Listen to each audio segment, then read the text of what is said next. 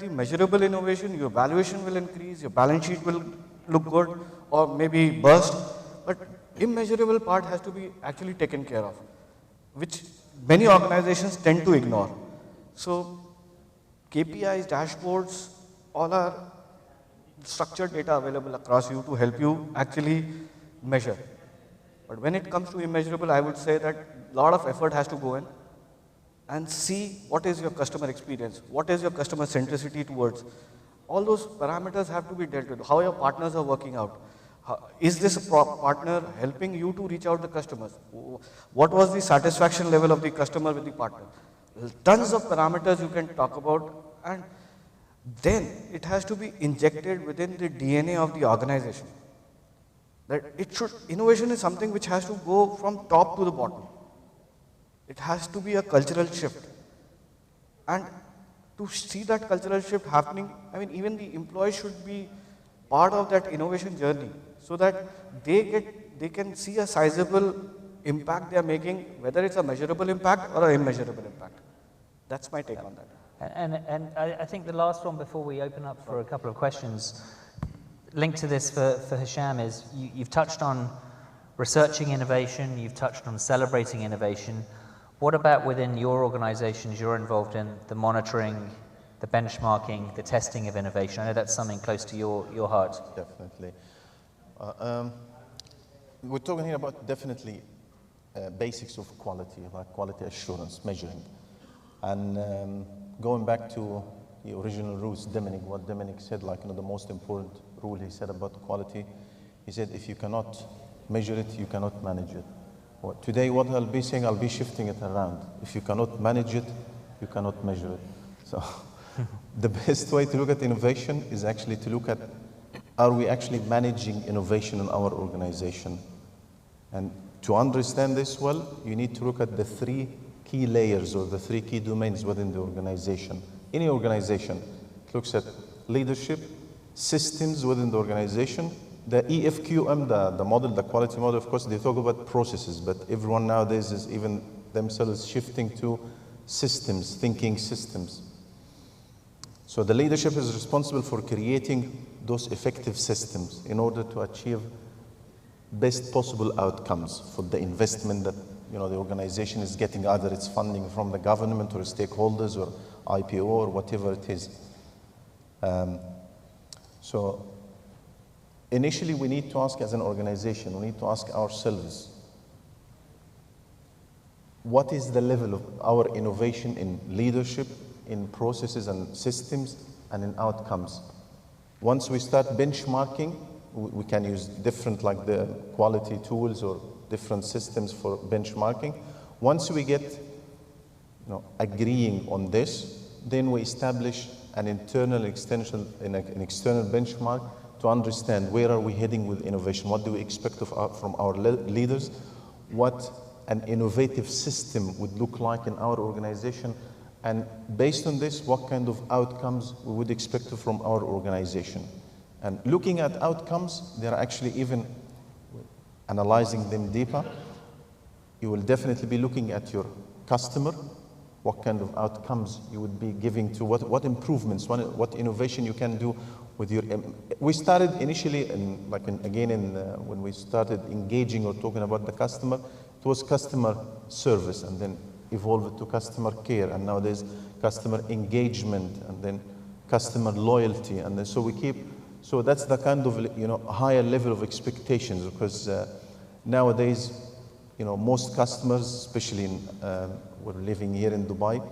When Sheikh Mohammed spoke about it, he said, when he described it like an efficient and innovative government, he said a government that is accessible 24/7, 365 days, because he's talking about exactly access to the service, the quality of the service, the access, the value you're adding to the customer.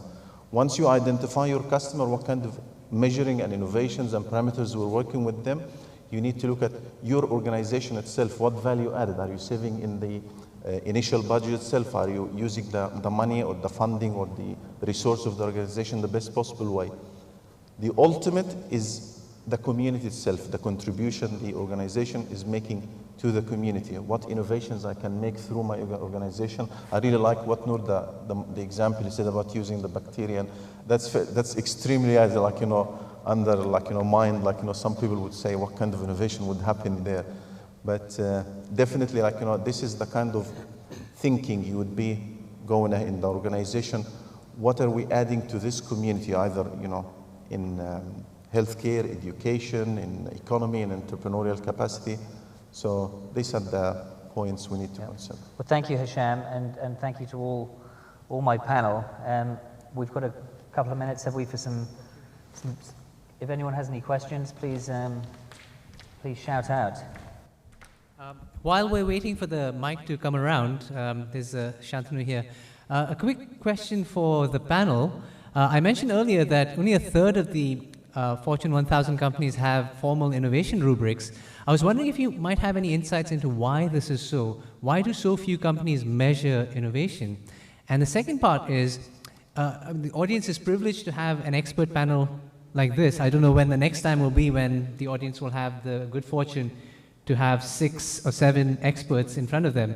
So if they had to go back, if all these entrepreneurs had to go back to their workplace and create an innovation rubric, what element do you think they should include based on your personal experience? A key element to include in an innovation metric or rubric?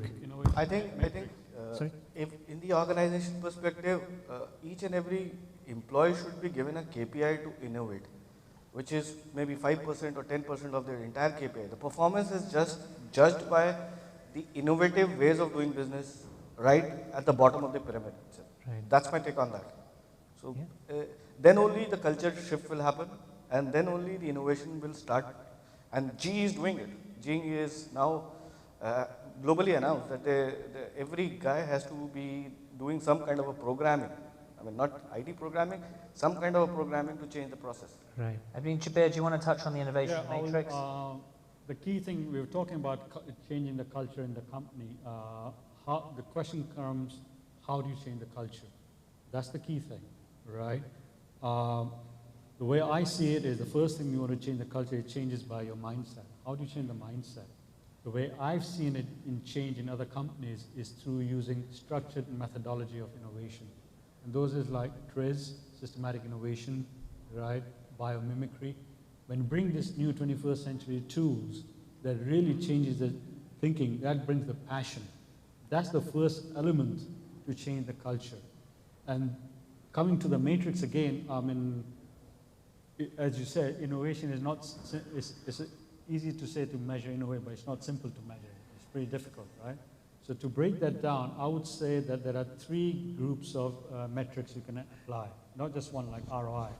One is the financial, which is the ROI we talked about. The other is the organizational matrix we also talked, which is about how many employees or people in your organization have been through this structured innovation methodology? Do you allow time for them to experiment? Do you allow them experimental capital, training programs, and the process? Then the third one is the leadership matrix. Leadership matrix will take into account, first of all, in my opinion, would be how many leaders of your organization have been through the structured innovation methodology training.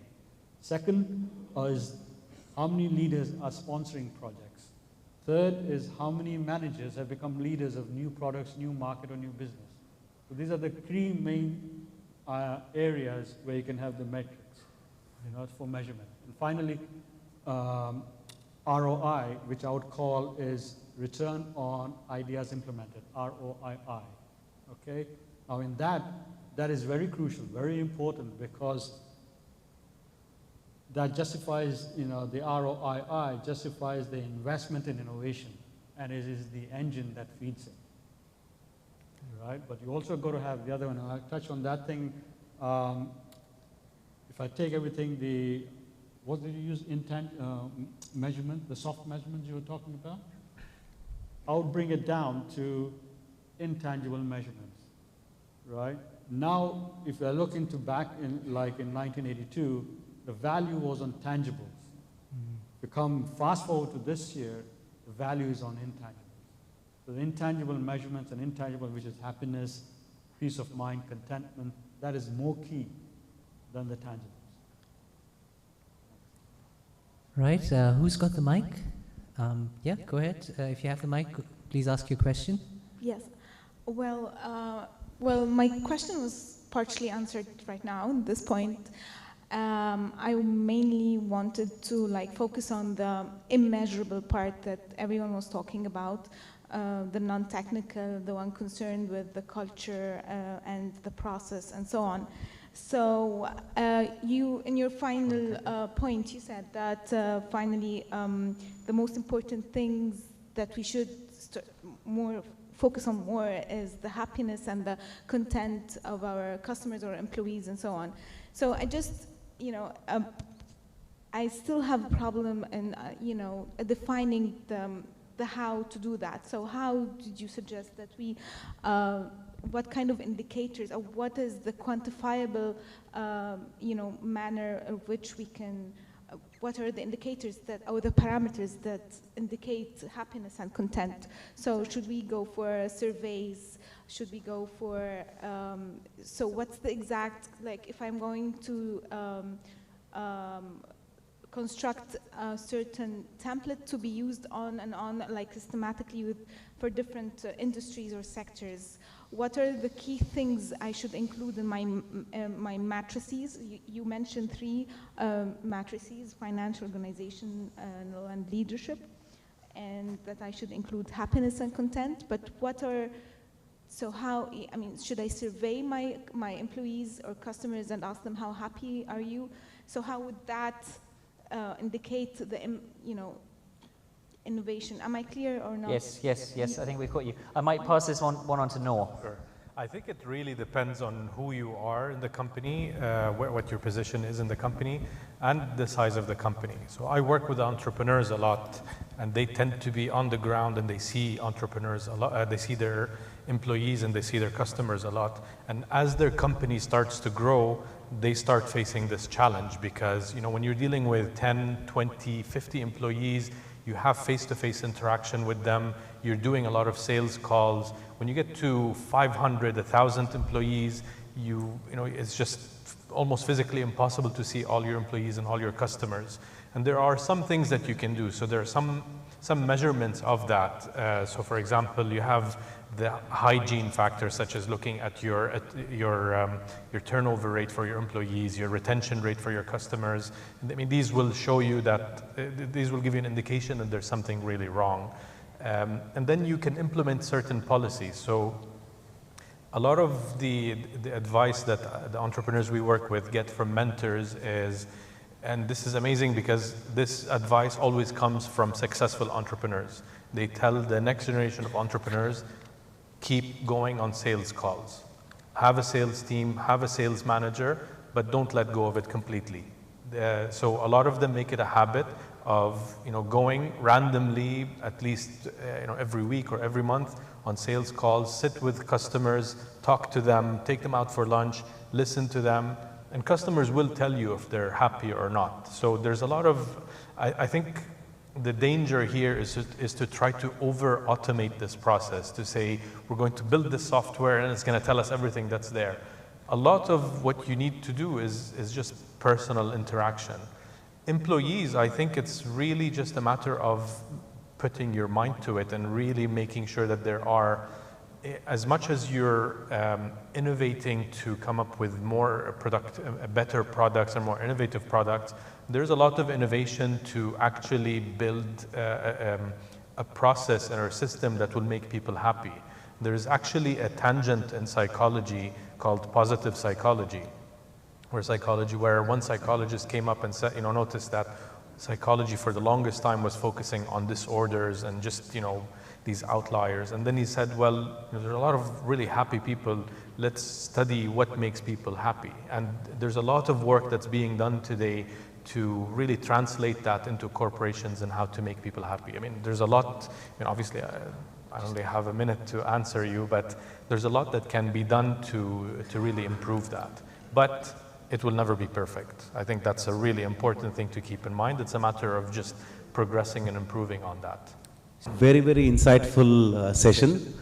Now, I have more of a philosophical question actually, based on the first this thing, how much innovation is just enough. And so what I was thinking of is, for example, if you look at innovation, should it be for maximizing customer satisfaction or maximizing the profitability of the company? And I'll tell you what I mean by that. If you look at Gillette blades, right, I'm very happy with those, the blade with just having 2 blades in that. But every 6 months they will come out with, you know, triple max, and then they will have some new things, they keep on innovating, right? And do we actually really need those kind of innovations every 6 months? Is it really going to make a difference? Or for example, if I go to a coffee shop, I just want to order a normal coffee, but they will keep me asking 50 questions about what size I want, do I want with milk, what type of milk I want, what type of sugar I want. So for the company, they are innovating, but from the end point, it becomes just a waste of time. And you know, so I wanted to see like whether you can pinpoint on how much innovation is just enough and which direction the company should really go. James, do you want to kick off? Well, I think that's right on the money, actually. I think Bruce Springsteen did the song once, 57 channels and not much on. Something like that. There's a famous book, Barry Schwartz, Tyranny of Choice. My answer to you is that neither shareholder value nor customer satisfaction does it for me. You know, nobody on this panel is going to have their children visit their grave, and on the grave goes, Jabir Waji, he got 3.7% ROI, not 3.6%. You know, they're not going to go to your grave.